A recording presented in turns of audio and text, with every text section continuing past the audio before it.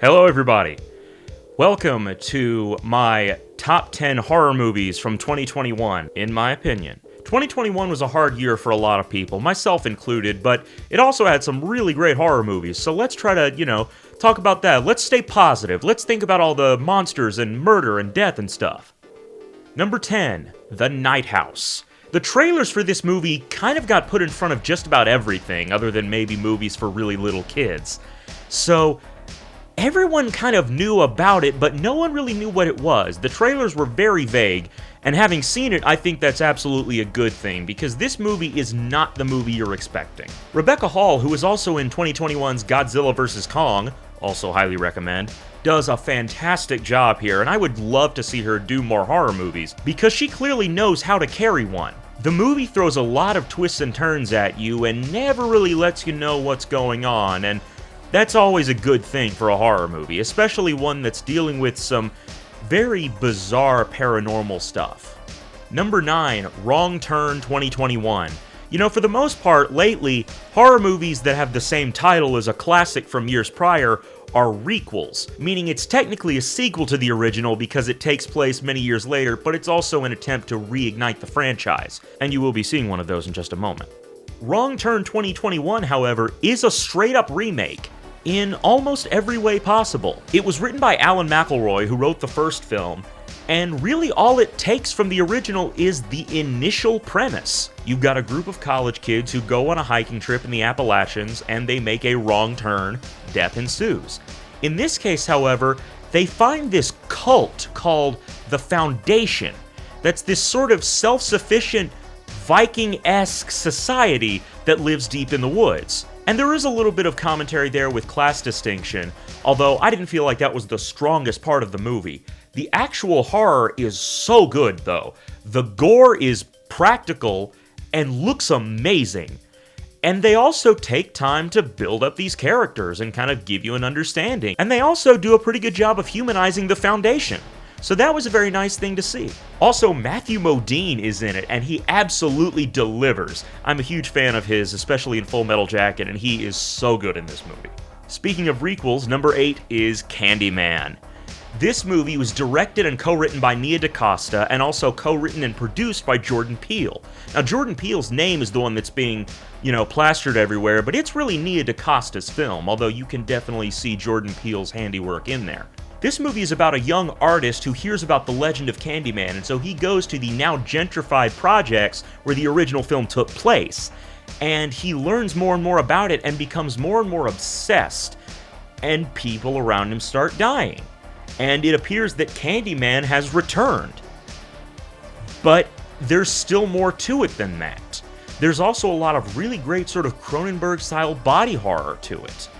And it delves deep into the psychological aspect of racial trauma over generations, which the first film was also about. This one was a little more on the nose than the original, but I'm honestly okay with that because I feel like today, too many racists don't realize that you are talking about them in things like this, so I had no problem with being a little bit more specific when calling them out. The main character is played by Yahya Abdul-Mateen II. I believe that's how you pronounce it. It is one of the best leading horror performances of the year. He does such a good job. And yes, we do get some nice winks, nods, and Easter eggs to the original, so fear not.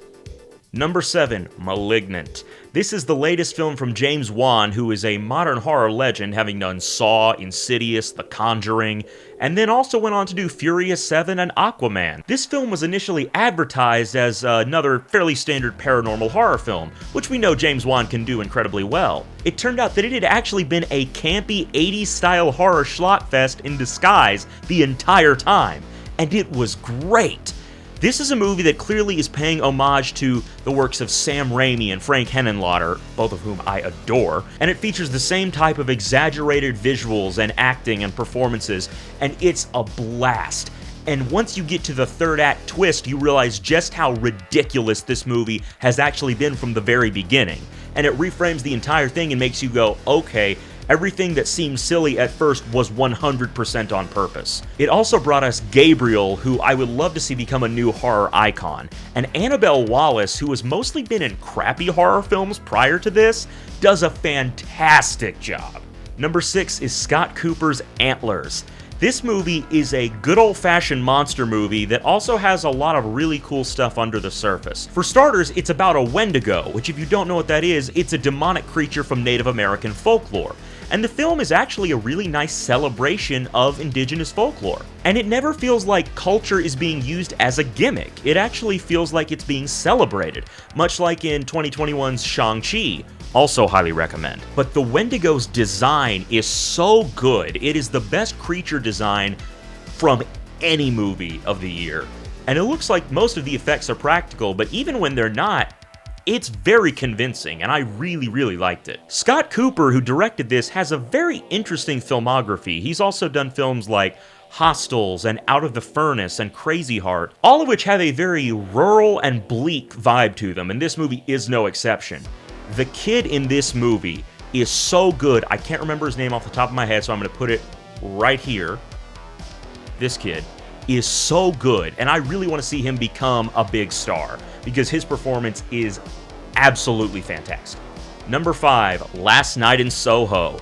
Edgar Wright has done it again. Edgar Wright has yet to make a bad movie, in my opinion. And this is the first time he's ever made a movie that was not remotely a comedy. His first big theatrical claim to fame was the Cornetto trilogy, Shaun of the Dead, Hot Fuzz, and The World's End, which were spoofs of various genres that also featured some very fun and heartfelt performances from Simon Pegg and Nick Frost. He also gave us the brilliant action comedies Scott Pilgrim vs. the World and Baby Driver. Can't recommend them enough. All three of the films in the Cornetto trilogy had horror elements, obviously Shaun of the Dead in particular, but this was the first time he'd ever made a straight horror film.